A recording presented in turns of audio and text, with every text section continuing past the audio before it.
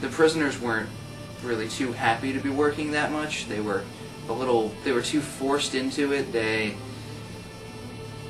were a little beaten sometimes.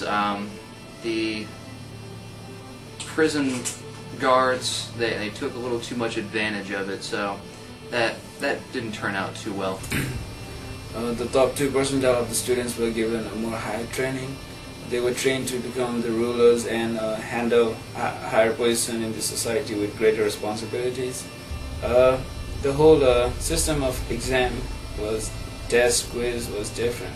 Before tests were given on a quiz basis, but since he liked dialectics, like questionings, and his teaching was all about questionings and finding out the answers, exams were given on one-on-one basis with the teachers, and it was more focused on dialectics. Special classes on ethics and moral were given because he always thought morals and ethics were very important for being a good human being. So, during his presidency, there was a bit of, as you're aware, an economic crisis. During this, there was a lot of requests from local businesses and larger corporations as well for some sort of financial bailout. Now, a lot of this was, companies were going bankrupt, they were completely out of capital, and they needed something to keep them going.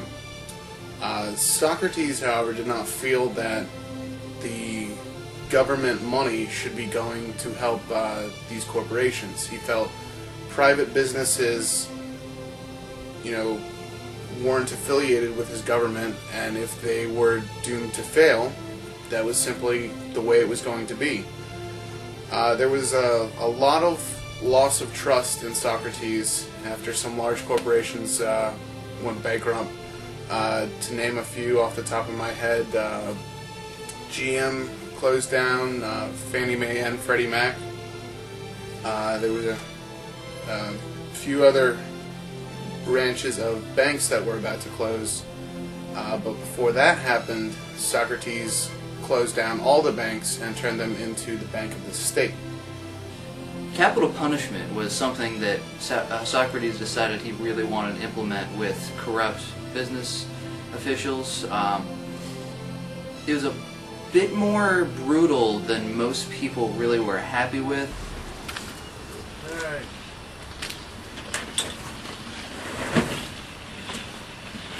Yeah, I'll tell you what, when it comes to capital punishment, they really should be making guys work and not just sit around in a jail and wait for the light to end. They should come out and have to work this goddamn life.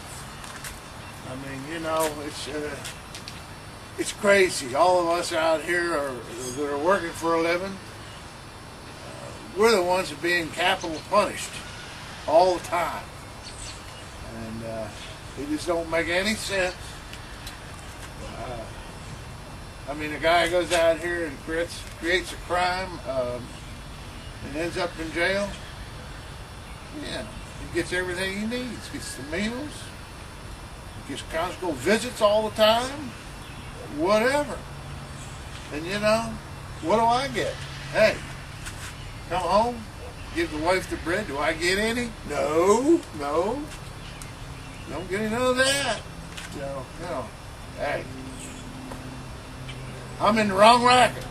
I should be thieving and pillaring and everything else, and not having to put up with this shit.